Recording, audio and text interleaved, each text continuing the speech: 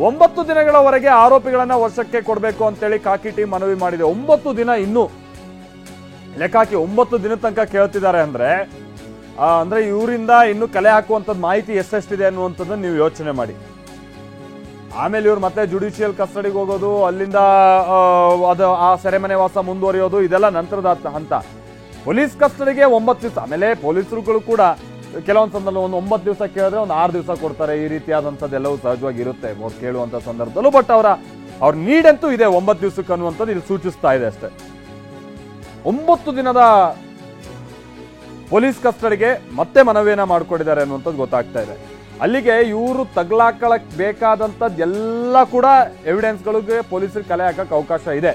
ಈ ಕಾರಣಕ್ಕಾಗಿನೇ ಪೊಲೀಸರು ಬಹಳ ನೀಟಾಗಿ ಇದಕ್ಕೆ ಸಂಬಂಧಪಟ್ಟಂಗೆ ಒಂದು ಚಾರ್ಜ್ ಶೀಟ್ ಅನ್ನ ಕೂಡ ನಂತರದಂತ ಸಲ್ಲಿಕೆ ಮಾಡುವಂಥ ಸಂದರ್ಭದಲ್ಲಿ ಎವಿಡೆನ್ಸ್ಗಳನ್ನ ಬಹಳ ನೀಟಾಗಿ ಪ್ರೆಸೆಂಟ್ ಮಾಡಬೇಕಾಗುತ್ತೆ. ಹಾಗಾಗಿ 9 ದಿನಗಳ ಪೊಲೀಸ್ ಕಸ್ಟಡಿಗೆ ಮನವಿಯನ್ನ ಮಾಡಿದ್ದಾರೆ ಅನ್ನುವಂಥದ್ದು ಗೊತ್ತಾಗ್ತಾ ಇದೆ. ನೋಡ್ತಾವಣ ಎಷ್ಟು ದಿವಸ ಕೊಡ್ತಾರೆ, ಏನು ಎತ್ತ ಅನ್ನುವಂಥದ್ದು. ಬಹಳಷ್ಟು ವಿಚಾರಣೆ ಇನ್ನೂ ಬಾಕಿ ಇದೆ. ಆಮೇಲೆ ಮೊಬೈಲ್ ಡೇಟಾಗೆ ಸಂಬಂಧಪಟ್ಟಂಗೆ ಎಲ್ಲ ಇನ್ನೂ ಕೂಡ ನಾವು ರಿಕವರಿ ಮಾಡಬೇಕಾಗಿದೆ ಅನ್ನುವಂತ ಹೇಳಿದ್ದಾರೆ. ಆಮೇಲೆ ಸಹಜವಾಗಿ ಕ್ರಿಮಿನಲ್ಸ್ ಎಲ್ಲರೂ ಇವರೆಲ್ಲ ಏನು ಇಂಟರ್ನೆಟ್ ಕಾಲ್ ಮಾಡಿರೋದು, ಆಮೇಲೆ ಮೆಸೇಜಸ್ ಎಲ್ಲ ವಾಟ್ಸಪ್ ಥ್ರೂ ಮೆಸೇಜ್ಗಳನ್ನು ಅವ್ರು ಕಳಿಸಿರೋದು, ಅದಾದ ನಂತರದಲ್ಲಿ ಅದನ್ನು ಸಹಜವಾಗಿ ಡಿಲೀಟ್ ಮಾಡಿರ್ತಾರೆ. ಅದೆಲ್ಲವನ್ನೂ ಕೂಡ ಈಗ ಕಲೆಕ್ಟ್ ಮಾಡಬೇಕಾದಂಥದ್ದು ಅನಿವಾರ್ಯತೆ ಇರುತ್ತೆ. ಹಾಗಾಗಿನೇ ಪೊಲೀಸರುಗಳು ಕೂಡ ಆ ಡೇಟಾ ರಿಕವರಿಗೆಲ್ಲ ಕಾಯ್ತಾ ಇದ್ದಾರೆ ಅನ್ನುವಂಥ ಸಂಗತಿ ತಿಳಿದು ಬರ್ತಾ ಇದೆ. ಅದರಲ್ಲೂ ಕೂಡ ಅವ್ರು ಹೇಳ್ದಂಗೆ ಇಂಟರ್ನೆಟ್ ಪ್ರೋಟೋಕಾಲ್ ಡೀಟೇಲ್ ರೆಕಾರ್ಡ್ ಅಂತ ಅಂದರೆ ಈ IPDR ಅಂತೀವಲ್ಲ, ಅದನ್ನೆಲ್ಲ ನಾವು ಕಲೆಕ್ಟ್ ಮಾಡಬೇಕಾದಂಥದ್ದು, ರಿಕವರಿದೆಲ್ಲ ಅವಕಾಶ ಇನ್ನೂ ನಮ್ಗೆ ಅದು ಕಲೆಕ್ಟ್ ಮಾಡಬೇಕಾದಂಥದ್ದೆಲ್ಲವೂ ಕೂಡ ಇದೆ. ಹಾಗಾಗಿ ನಮಗೆ ಹೆಚ್ಚಿನ ದಿನಗಳ ಪೊಲೀಸ್ ಕಸ್ಟಡಿ ಕೊಡಬೇಕು ಅನ್ನುವಂಥ ಮನವಿಯನ್ನು ಮಾಡ್ಕೊಳ್ತಾ ಇದ್ದಾರೆ. ಕಪ್ಪು ಶರ್ಟ್ ಅನ್ನು ಧರಿಸಿ ಬಂದಿರುವಂಥ ದರ್ಶನ್ ಅವರನ್ನು ನಾವಿಲ್ಲಿ ನೋಡಬಹುದಾಗಿದೆ.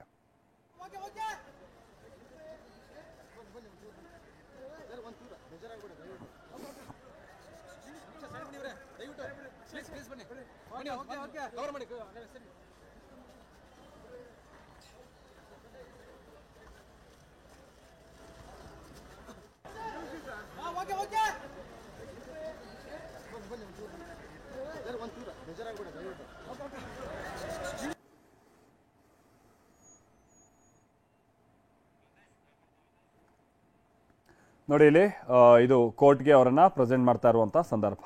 ದರ್ಶನ್ ಅವರನ್ನ ಒಬ್ಬ ಸಾಮಾನ್ಯ ಆರೋಪಿತ ರೀತಿಯಾಗಿ ಸುತ್ತುವರೆದಿರುವಂತ ಪೊಲೀಸರು ಕರ್ಕೊಂಡು ಬರ್ತಾ ಇರುವಂತ ಸಂದರ್ಭವನ್ನು ನೋಡ್ತಾ ಇದ್ದೀವಿ. ಬಹುಶಃ ಇನ್ನೊಂದು ಸಂಗತಿ ಅಂತ ಅಂದ್ರೆ ಈ ಕೆಲವ್ರು ಹೇಳ್ತಾ ಇರೋದಕ್ಕೂ ಹಿಂಗೆ ಹೊಡೆಯೋದು ಬಡಿಯೋದು ಇವರಿಗೆಲ್ಲ ಬಹಳ ಕಾಮನ್ ಆಗಿತ್ತು. ಆಮೇಲೆ ಬಹಳ ಮಂದಿ ನಮ್ಮ ಫ್ಯಾನ್ಸು ಸೆಲೆಬ್ರಿಟೀಸ್ ಅಂತಾರಲ್ಲ, ದರ್ಶನ್ಗೆ ಏನಾದರೂ ಸಿಡಿದು ಬಂದು ಅದರಲ್ಲೂ ಅವರು ಕುಡಿತದ ಮತ್ತಲ್ಲಿದ್ದಂಥ ಸಂದರ್ಭದಲ್ಲಿ ಅವರು ಬಹಳ ಸಿಟ್ಕೊಂಡಂಥ ಸಂದರ್ಭದಲ್ಲಿ ನೀವು ಅವ್ರ ಎಂಥ ಡಯಾರ್ಡ್ ಫ್ಯಾನ್ ಆಗಿರಿ, ನೀವು ಬೇಕಾದ್ರೆ ಎದೆಗೆ ಅಚ್ಚೆ ಹಾಕ್ಸ್ಕೊಂಡಿರಿ, ಎದೆಗೆ ಒದಿಯೋಕ್ಕೂ ಕೂಡ ಅವ್ರು ಹಿಂದೆ ಮುಂದೆ ನೋಡಲ್ಲ. ಆ ಥರನ ಅಂಥದ್ದು ಈಗ ಕೆಲವೊಂದು ಸಂದರ್ಭಗಳು ಗೊತ್ತಾಗ್ತಾ ಇದೆ.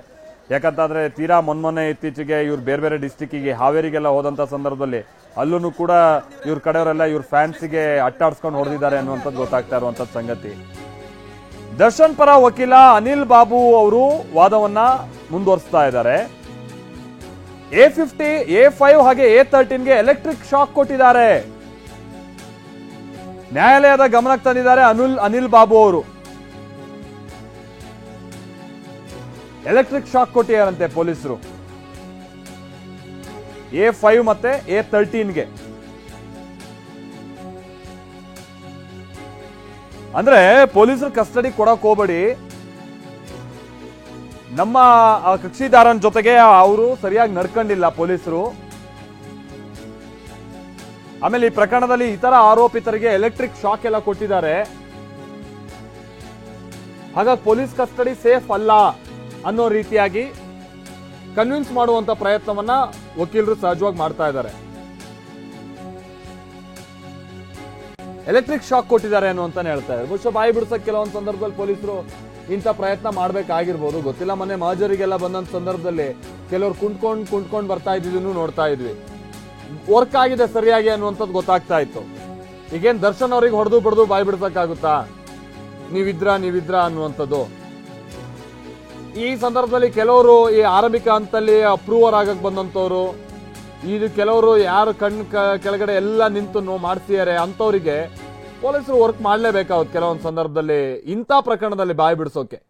ಸೊ ಹಾಗಾಗಿ ಎಲೆಕ್ಟ್ರಿಕ್ ಶಾಕ್ ಎಲ್ಲ ಕೊಟ್ಟಿದ್ದಾರೆ ಅನ್ನುವಂಥದ್ದನ್ನ ಹೇಳ್ತಾ ಇದ್ದಾರೆ.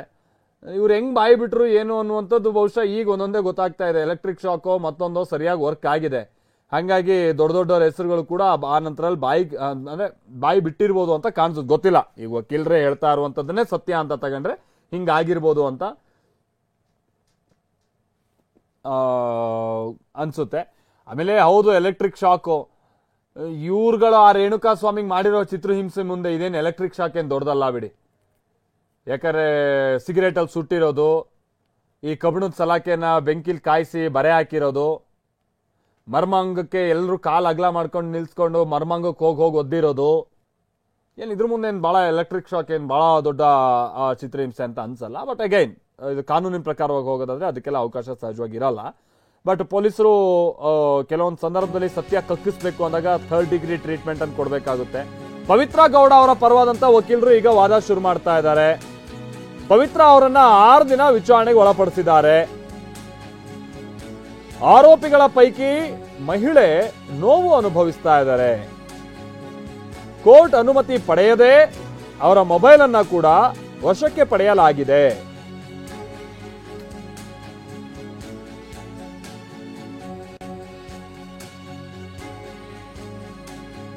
ಪವಿತ್ರ ಗೌಡ ಅವರ ಪರ ವಕೀಲರು ವಾದ ಮಂಡಿಸುವಂತ ಸಂದರ್ಭದಲ್ಲಿ ಇಂತಹ ವಿಚಾರಗಳನ್ನ ಪ್ರಸ್ತಾಪ ಮಾಡ್ತಾ ಇದ್ದಾರೆ. ಪವಿತ್ರ ಅವರನ್ನ 6 ದಿನ ವಿಚಾರಣೆಗೆ ಒಳಪಡಿಸಲಾಗಿದೆ. 6 ದಿನ ಈಗ ಆಲ್ರೆಡಿ. ಆರೋಪಿಗಳ ಪೈಕಿ ಇವರೊಬ್ಬರೇ ಇರುವಂತದ್ದು ಮಹಿಳೆ. ಅವ್ರು ಬಹಳ ನೋವನ್ನ ಅನುಭವಿಸ್ತಾ ಇದ್ದಾರೆ. ಅವ್ರ ಮೊಬೈಲ್ ಅನ್ನು ಕೂಡ ಕೋರ್ಟ್ನ ಗಮನಕ್ಕೆ ತರದೆ ವಶಕ್ಕೆ ಪಡೆದಿದ್ದಾರೆ.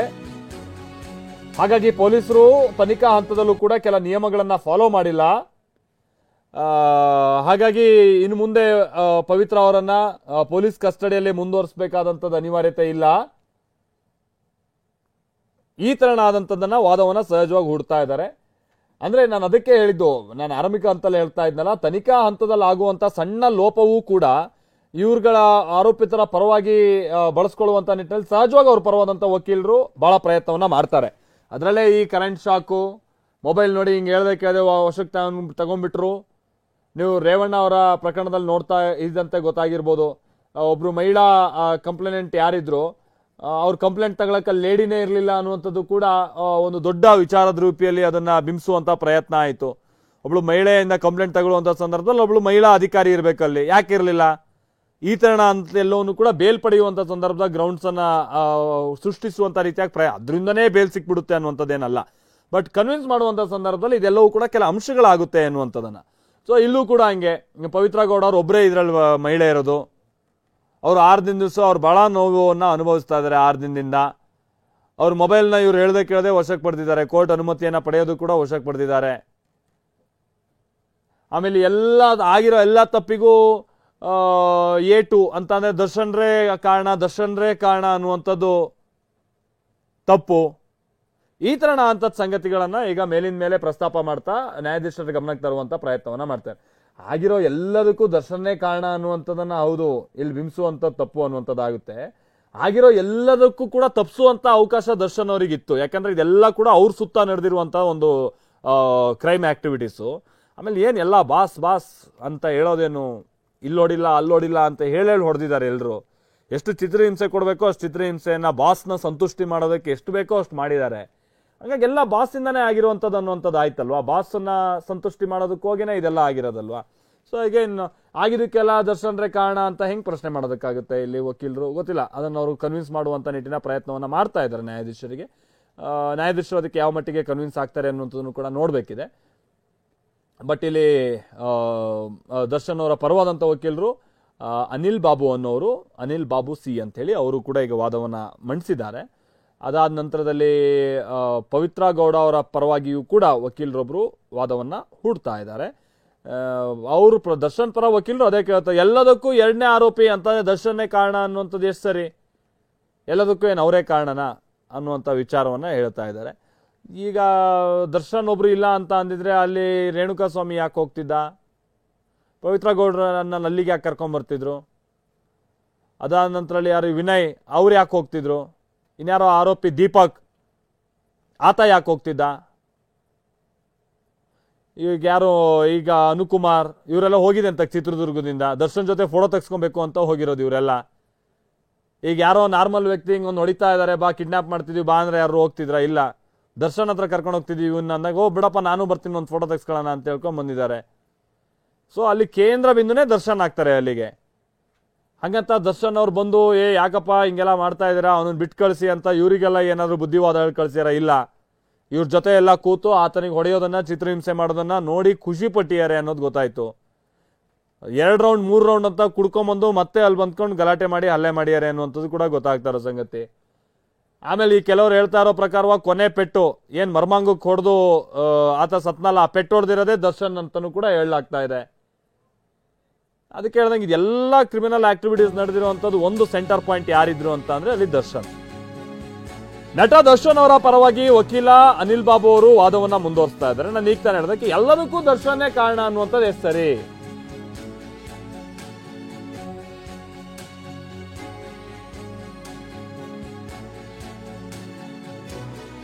ಮತ್ತೆ ಯಾರು ಕಾರಣ ಆಗ್ತಾರೆ ಈಗ ಎಲ್ಲದಕ್ಕೂ? ಪವಿತ್ರ ಗೌಡ ಅವ್ರು ಕಾರಣ ಆಗ್ತಾರಾ? ಹೌದು, ಇಡೀ ಕ್ರೈಮ್ ಸೀನ್ ನಡೆದಿರುವಂತದ್ದು ಕಾರಣ ಅಂತಂದ್ರೆ ಅದು ಪವಿತ್ರ ಗೌಡ ಅವರಿಂದ. ಯಾಕಂದ್ರೆ ಪವಿತ್ರ ಗೌಡ ಅವರು ಅನ್ನೋದು ಅಲ್ಲಿಗೆ ಆ ಕ್ಯಾರೆಕ್ಟರ್ ಅಲ್ಲಿ ಇರ್ಲಿಲ್ಲ ಅಂತ ಅಂದಿದ್ರೆ ಈ ರೇಣುಕಾ ಸ್ವಾಮಿ ಅನ್ನುವಂಥದ್ದು ಎತ್ತಾಕೊಂಬರೋದು, ಈತ ಮೆಸೇಜ್ ಮಾಡಿದಂಥದ್ದು ಇದೆಲ್ಲವೂ ಕೂಡ ಏನು ಆಗ್ತಾನೆ ಇರಲಿಲ್ಲ, ಇಡೀ ಕ್ರೈಮು ಕೂಡ ನಡೀತಾ ಇರಲಿಲ್ಲ. ಪವಿತ್ರ ಗೌಡ ಅವರಿಂದ ಒಂದು ಆಗಿದೆ ಹೌದು. ಬಟ್ ಪವಿತ್ರ ಗೌಡ ಅವರೇ ಅವರು ಬಹಳ ಕ್ಲಿಯರ್ ಕಟ್ಟಿದ್ದಾರೆ, ನಾನು ದರ್ಶನಿಗೆ ಹೇಳಲೇಬಾರ್ದಿತ್ತು ಈ ವಿಚಾರ. ದರ್ಶನಿಗೆ ಹೇಳಿ ದರ್ಶನ್ ಈ ತರ ದರ್ಶನ್ ಯಾಕೆ ಹಿಂಗ್ ಮಾಡಿದ್ರು ಅಂತ ಅಂದ್ರೆ ಇದೇನು ಅವರಿಗೆಲ್ಲ ಹೊಸ್ತಲ್ಲ. ಓ ಹಿಂಗಂತನ ಎತ್ಕಂಬ, ಓ ಹಂಗನ್ನ ಎತ್ಕಂಬ, ಬಾಯಿಗೆ ಬಂದಂಗ ಬೈಯು, ಕುಡಿದು ಬಿಟ್ರಾ ಮುಗ್ದೇ ಹೋಯ್ತು.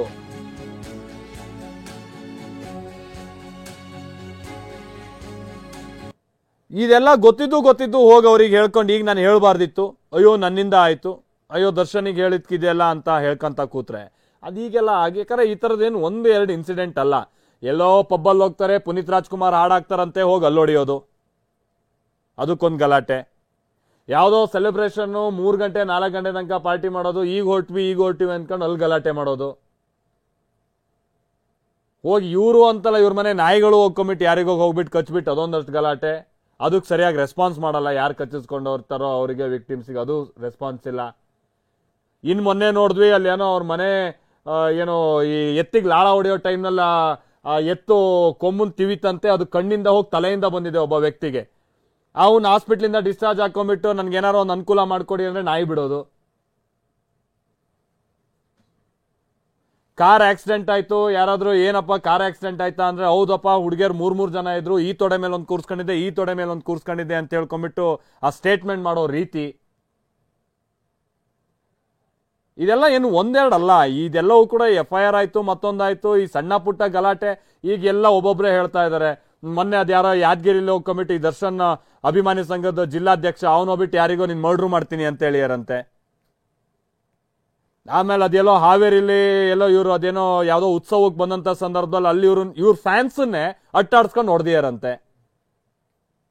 ಅದ್ಯಾರೋ ಪ್ರೊಡ್ಯೂಸರ್ ಬಂದ್ಕೊಂಡ್ಬಿಟ್ಟು ಭರತ್ ಅಂತ ಅವನಿಗೆ ಆಡಿಯೋ ಕಾನ್ವರ್ಸೇಷನ್ ಎಲ್ಲ ಇಟ್ಟಿರೆ ನಿನ್ನ ಇಲ್ಲ ಅನ್ಸ್ಬಿಡ್ತೀನಿ, ಗೊತ್ತಲ್ಲ ನೀನ್ ಆಮೇಲೆ ನೀನ್ ಇರ್ಲೇ ಇಲ್ಲ ಅಂತ ಆಗ್ಬಿಡುತ್ತೆ.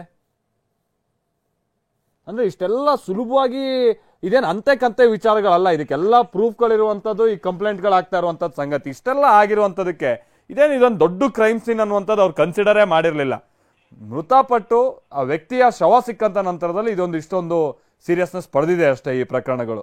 ಹೀಗಾಗಿ ಈ ಪ್ರಕರಣದಲ್ಲಿ ವಾದ ಮಂಡಿಸುವಂತಹ ಸಂದರ್ಭದಲ್ಲಿ ಇದೆಲ್ಲವೂ ಕೂಡ